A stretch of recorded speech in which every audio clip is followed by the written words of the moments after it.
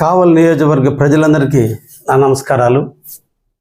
భారతదేశ చరిత్రలో అతిపెద్ద ధార్మిక పీఠం శృంగేరి పీఠం.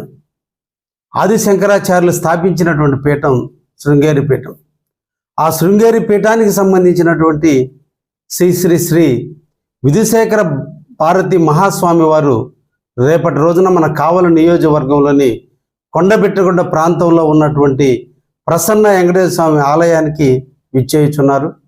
ఈ సందర్భంగా కావలి నియోజక ప్రజలందరినీ కూడా కోరుకుంటున్నా, మహాస్వాముల వారు మన ప్రాంతానికి విచ్చేస్తున్నారు కాబట్టి మనందరం కూడా వారిని దర్శించుకుందాం. దేవుని యొక్క కృపకు మనందరం కూడా బాధ్యులు అవుదామని ఈ సందర్భంగా మిమ్మల్ని అందరినీ కూడా ఆహ్వానిస్తూ ఉన్నా. అనాదిగా కూడా కొండబెట్టగుంట ప్రసన్న వెంకటేశ్వర స్వామి ఒక కీర్తివంతులు. దాని అనాదిగా పాలకుల యొక్క నిర్లక్ష్యం వల్ల ఇప్పటికి కూడా మహాప్రాకారం లేని కారణాల వల్ల అక్కడ కొన్ని ఇబ్బందులు ఎదుర్కొంటున్నాం.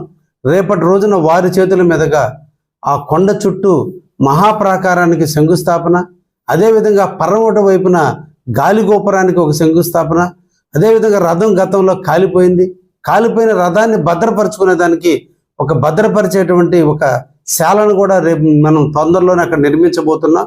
వీటన్నిటిని శంకుస్థాపన నిమిత్తం వారిని కావలికి ఆహ్వానించడం జరిగింది. దీన్ని మీరందరూ కూడా ఆహ్వానంగా భావించి రేపటి రోజున మీరందరూ కూడా కొండబెట్టగుంట ప్రసన్న వెంకటేశ్వర స్వామి దర్శనానికి రావాల్సిందిగా ఈ సందర్భంగా కావలి నియోజక ప్రజలందరినీ కూడా కోరుకుంటున్నాను. నమస్కారాలు.